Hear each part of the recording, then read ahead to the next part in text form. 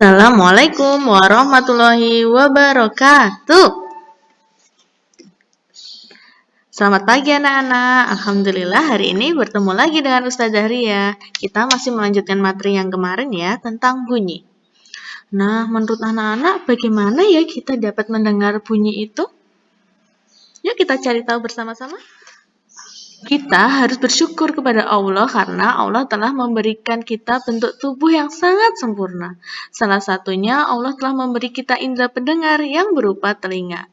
Dengan telinga kita dapat mendengar berbagai bunyi. Masya Allah. Nah, yang pertama kita akan mempelajari bagian-bagian indera pendengar. Indera pendengar manusia atau telinga dibedakan menjadi 3 bagian. Yang pertama, telinga luar. Yang kedua, telinga tengah, dan yang ketiga, telinga dalam. Kita cari tahu bagian-bagiannya ya. Yang pertama, telinga luar. Telinga luar ini terdiri dari daun telinga dan saluran telinga.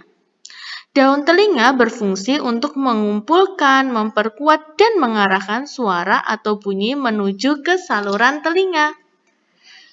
Yang kedua, saluran telinga. Saluran telinga ini berfungsi untuk menyalurkan suara atau bunyi ke gendang telinga. Nah, selanjutnya telinga tengah. Di telinga tengah ini terdapat gendang telinga, tulang-tulang pendengaran, dan saluran eustachius.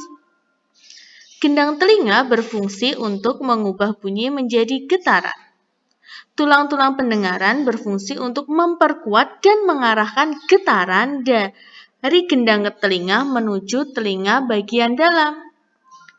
Saluran eustachius berfungsi menghubungkan rongga mulut dan telinga, serta mengatur keseimbangan tekanan udara. Telinga dalam. Di telinga dalam terdapat 3 saluran setengah lingkaran dan koklea atau rumah siput. 3 saluran setengah lingkaran ini berfungsi untuk menjaga keseimbangan tubuh sehingga kita tidak mudah oleng atau bisa berdiri dengan tegak. Nah, yang terakhir rumah siput atau koklea. Rumah siput ini berfungsi mengubah getaran menjadi impuls atau sinyal yang akan diteruskan ke otak sehingga kita dapat mendengar bunyi. Lalu bagaimana ya proses agar kita itu bisa mendengar? Yang pertama, daun telinga akan menangkap gelombang bunyi dari luar, kemudian diteruskan ke bagian telinga selanjutnya. Gelombang bunyi yang berasal dari telinga luar tadi diubah menjadi getaran. Kemudian getaran ini diperkuat dan diteruskan ke bagian telinga untuk diubah menjadi impuls saraf. Impuls saraf ini diteruskan ke otak sehingga kita bisa merasakan sensasi mendengar dan mengerti maksud dari suara tersebut.